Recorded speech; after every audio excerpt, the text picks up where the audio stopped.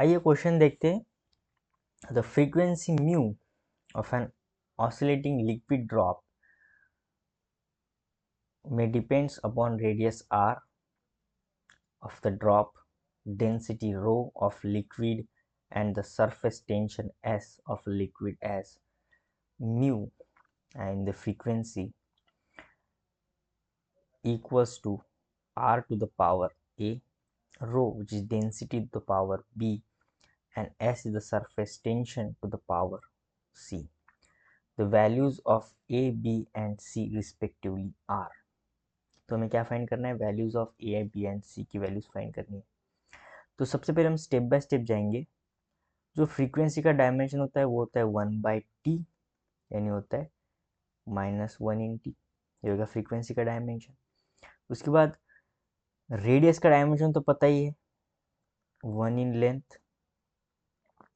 Density का dimension, अब density का फार्मूला होता है मास अपॉन वॉल्यूम, तो ये आ जाएगा 1 इन मास, और वॉल्यूम एल क्यूब होता है, सो ऊपर जाने के बाद -3 इन लेंथ।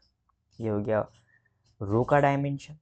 सरफेस टेंशन का डायमेंशन, सरफेस टेंशन का फार्मूला होता है force per unit length, so 1 in mass 1 in length -2 in time. Force का डायमेंशन हो गया, लेंथ का डायमेंशन हो गया 1 इन लेंथ, ऐसे लेंथ से लेंथ कट जाएगा, तो सरफेस टेंशन का डायमेंशन आ जाएगा 1 इन मास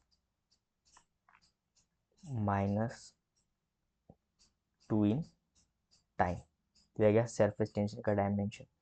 अब हमें इस वैल्यूज में पुट करना है, तो फ्रीक्वेंसी को डायमेंशन, यहाँ पे इसमें से ए नाम देता हूँ, इन सभी वैल्यूज को हमें ए में पुट करना है, तो -1 in time equal to R का डायमेंशन 1 इन लेंथ, और उसका पावर कितना है ए।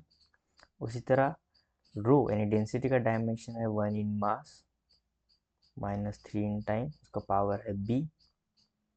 सरफेस टेंशन का dimension 1 in mass -2 in time, उसका पावर है सी।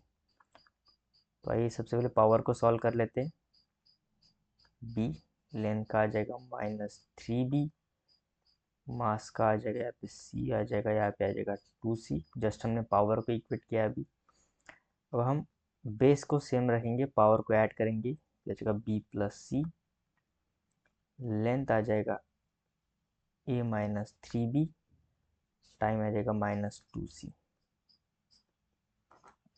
तो टाइम को टाइम के साथ इक्वेट करेंगे, यानी left hand side equals to right hand side करेंगे, और पावर को इक्वेट करेंगे, तो ऐसा आएगा -2c - 1, तो c इज इक्वल्स टू आ गया हमारा 1/2। ये आ गई हमारी c की वैल्यू।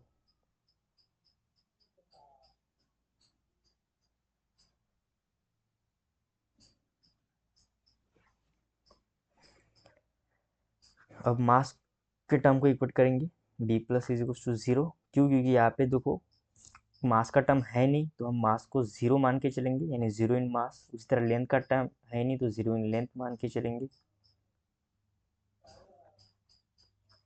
ठीक है, तो 0 को हमने पावर को इक्वेट किया, तो b + इज इक्वल्स टू 0।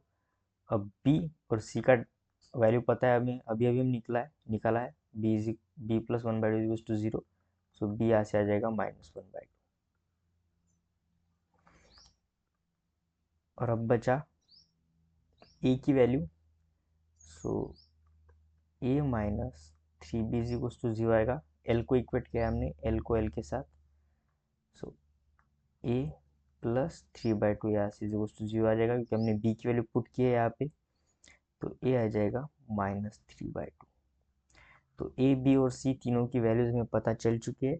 बस हम यहाँ पे क्या करेंगे, अब इक्वेशन में पुट करेंगे, यानी जो फ्रीक्वेंसी का इक्वेशन हमें गिवन है r to the power a, rho to the power b and surface tension to the power c। अब a का वैल्यू क्या है, r to the power a का वैल्यू है -3/2, सो -3/2। रो का वैल्यू कितना है, I mean rho to the power b का वैल्यू है -1/2, और s to the power c, तो c का पावर है